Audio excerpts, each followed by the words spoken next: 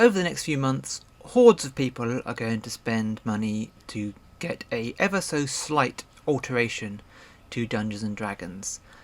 Instead of using that same amount of money to buy a dozen smaller RPGs that they may well enjoy more.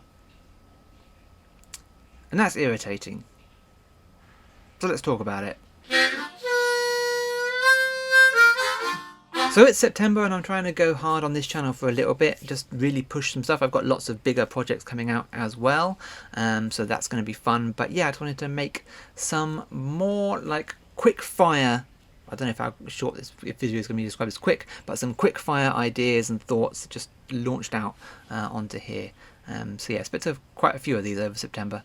Obviously I won't be buying the new version of D&D, the game just doesn't interest me enough to care, but if my players want to upgrade to those things, then that's fine. I didn't understand what they can do now and I won't understand what they can do then. They're welcome to dump in a new version of D&D character with a whole bunch of new stuff that I don't need to read because it's their job to understand how their character works. But the sunk cost fallacy will definitely lead plenty of people into buying the new edition and giving WotC your money, which is all they really seem to care about. Because, and I can't stress this enough, I don't play these games because I want to play the game, I play them because I want to be creative, and D&D is one of the least creative games out there. This is of course me talking to its bare bones. You probably run a very creative D&D game, you probably homebrew a bunch, you probably pick and choose which rules you want to use, pick and choose which modules, pick and choose which worlds. You're probably very creative within the game, but the game itself feels to me like the antithesis of that. And I run very homebrew heavy creative D&D, I do, on the understanding that my players know that I'm just going to ignore the rules when they bore me. And even my players who know that I'm doing that and know that I would rather run a different game still kind of want to play D&D with me because I guess they enjoy it, the setting or something, I don't know, they get something out of it. But like I say, my focus is on the creative drive. I want to create a world, I want to create a story, I want to create something with my players. I want to build a narrative and ultimately tell a story with this group of people. I want to create something unique that nobody else has ever created before, that only we could have come up with. And obviously all games allow this, so why do I get so bent out of shape about D&D? Why can't people just enjoy what they enjoy without my nerd rage? Well, obviously they can and they will. I have no control over you. So maybe a better question is, if I only want to be creative, why does it matter what game I play? What draws me to a game? What do I actually want to get out of this? I can still view other games in the sense of inspiration. I can see a world that interests me, a concept that interests me, a dynamic that interests me, and I can build inspiration from that and wanting to tell a story in that world. It's like looking at a genre. And D&D, I get it, is the baseline of fantasy at this point. It is just the most generic version of that world, and it gives a lot of possibilities for you to build a story within that very familiar structure. But the overwritten rules really hem in what you can and can't do, and they just kind of get in the way of a lot of creative thinking, in my opinion. So when I'm looking at games, I'm often looking at concepts that I hadn't thought of, something interesting beyond the simple hero dynamic and the genre that it is building around.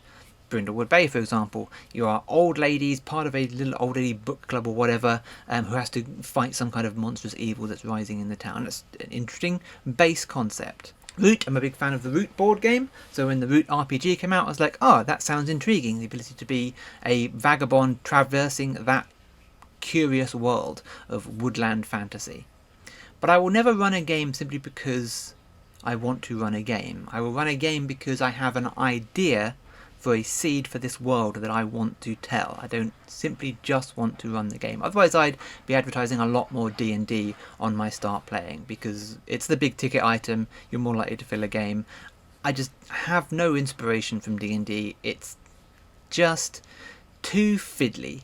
I just can't be bothered to entangle all of the elements into something coherent. I could write a fantasy story, but then suddenly D&D would come in and just be like a bloated corpse on top of my story. I won't go any deeper on that metaphor, it's a bit weird. The D&D games that I am running, the stories are built from the players. The players wrote extensive backstories that I could then feed off of and build something from. I wrote very little at the start of those games, or almost nothing in fact, but the players handed me these rich stories that I could then build from. I could then create the larger story from everything they wrote about their character that got them to this point. Some of them had very clear goals, some of them had antagonists built in, some of them had various kind of world building elements, and so I was able to use that to build the story, use that as the inspiration. And that's kind of how I run games as well. The players are the inspiration. The players have the power to do anything they want, and all of their ideas that they throw at me, they can then implement in the world, and they will inspire me to flesh it out, to build the next section of the story, to build the world, to create NPCs that fit their goals. If they need to find somebody who can do a certain thing, then I will create an NPC that can do that thing, rather than have them trying to puzzle through the list of NPCs that I pre-made. So I treat the game as a continuous writing exercise, a continuous series of prompts that I'm being told in order to try and figure out what the next line is. And that's why I run games. I run games because I want to create, I want to write this world with the prompts from the players. The players are giving me the inspiration to continually create this story that we are building together. That's the only reason that I run games. It interests me. I don't care particularly about playing the game. I much prefer games where the GM doesn't have to obey the rules, or doesn't even have any real rules, or at the very least has different rules to the players. The idea that the games master and the players are playing by the same rules in some kind of combat simulator is just awful. It's just a very stupid idea to me, and I just cannot get along with it. Even in D&D, I will just invent something for the combat scenario. I'll create some kind of scenario that is the combat, with probably an enemy that I've invented or adapted from the book in some way. But I'm never going to run a strict me versus them, well-balanced mechanical combat, because it's just so boring. Like, why would you run the game that way? I will happily play a war game. I will happily play a very strategic board game. Where's my games? I'm trying to figure out past my head. Above me here, there's a bunch of strategic war type games going on here. Some heavy Euro-ish games. We've got Caverna there. So yeah, I am happy to run some strategic games and play some strategic games with the intention of being, to win, but I'm not supposed to win D&D. That's not how it works. The players are supposed to win D&D. I'm supposed to facilitate their win. I'm just supposed to give them a challenge that they will hopefully just barely overcome, because that's interesting for the tension. But I'm not supposed to win, so what's the point of pretending to play? So I might as well just be inventing something that they have to overcome, creating a scenario or a monster or a situation, and they're just waiting to see how they beat it. And that's why I don't prepare a huge amount, or I don't pre-plan a huge amount. I don't lay out my adventures, or lay out potential combat encounters, or lay out traps and puzzles and all sorts of things. Occasionally I have done, because if inspiration strikes and I want to build a dungeon or build a scenario, then I will do that. But if the players circumnavigate it, then that's fine. It doesn't matter to me. I'm happy to invent something as we go. I am continually planning, and I think too much pressure is put on coming to the table pre-planned. Because even if you are a planner, even if you are somebody who says you should prepare thoroughly, the preparation is the fun part. The planning is the fun part. The building of the scenario is the fun part for the GM. I'm just doing it live. I'm doing it in real time. I'm doing it as the players are sat there waiting for me to come up with the next room of that dungeon. I am throwing it out there at them. So I'm still doing exactly what you're doing. I'm just doing it in a very high pressure situation. And that's the way I like to work. That's the way I like to build. That's the way I like to plan and prepare. I'm just not doing it in advance. I'm still doing the same thing you are doing. I just didn't do it in advance. And fair enough, I'm pretty good at running this way, and maybe that's just not something you could do, and that's totally fair. Don't listen to my nonsense advice in that case. But I just don't really see the difference. I don't see the value in doing all of that preparation work, especially if the option of the players has always got to avoid it anyway. I think the game deserves to have the spontaneity of that, the spontaneity of it all happening as the table, because the players are acting in real time. The players are there behaving without any pre-planning or thought. They've had to come into it, raw as it were, and why can't the GM just do the same? Why can't the GM just be equally as unprepared, equally as throwing things out there? The GM has an infinite toolbox at their disposal, so it's not that hard for them to come up with something. So I guess really this video is a question. What is the defense of planning? What is the defense of preparing? Even over preparing or under preparing is often a question. I definitely, by those standards, under prepare, but I do it deliberately. I'm purposefully under preparing. I know that I'm under preparing because I know that spontaneity is what works best for me. So what is the value of it? Tell me in the comments. Jump down in the comments below, make a video responding to this.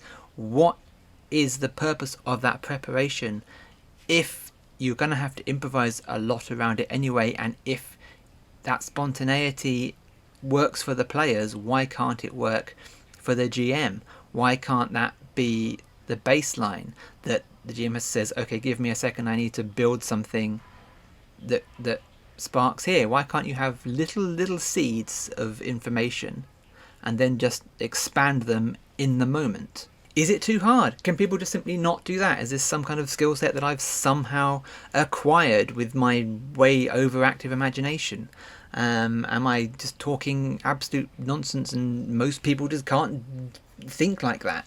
I don't have a lot of practical skills, so I'm not bragging that I have like a super imagination. I have almost zero real world practical skills, so you're almost certainly better at me than most other things. I just want to understand the value of that to other people. I want to know how people feel, because whenever I watch these advice videos, particularly on preparation, which most GM advice tends to be around, they're just lost on me, and I don't understand the core of the argument, like the why it matters, why you need to be that prepared. Is this stupid and rambling? I don't know if this is stupid and rambling. Maybe it is.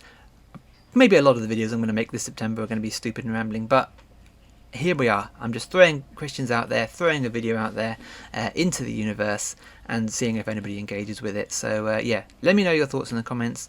Make a video response if that's kind of your thing. Yeah, that's all I got. Like and subscribe to the channel if you enjoyed that on any level whatsoever. Check out my other videos.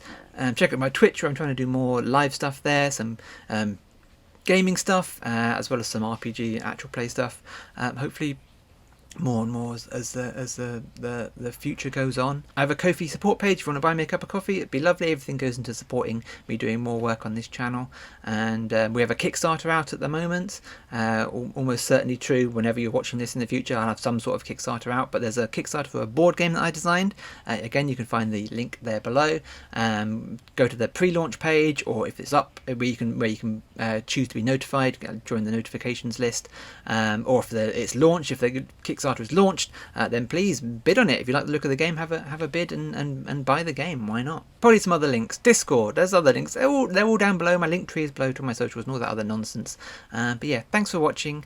Hopefully this sparked some thought and debate. I just had to say something and get it out there. I'm going to be a bit loosey-goosey this month, as well as all the structured stuff that's also coming out. But yeah, I just wanted to make some things. So thank you for watching, and that's all I got. The end.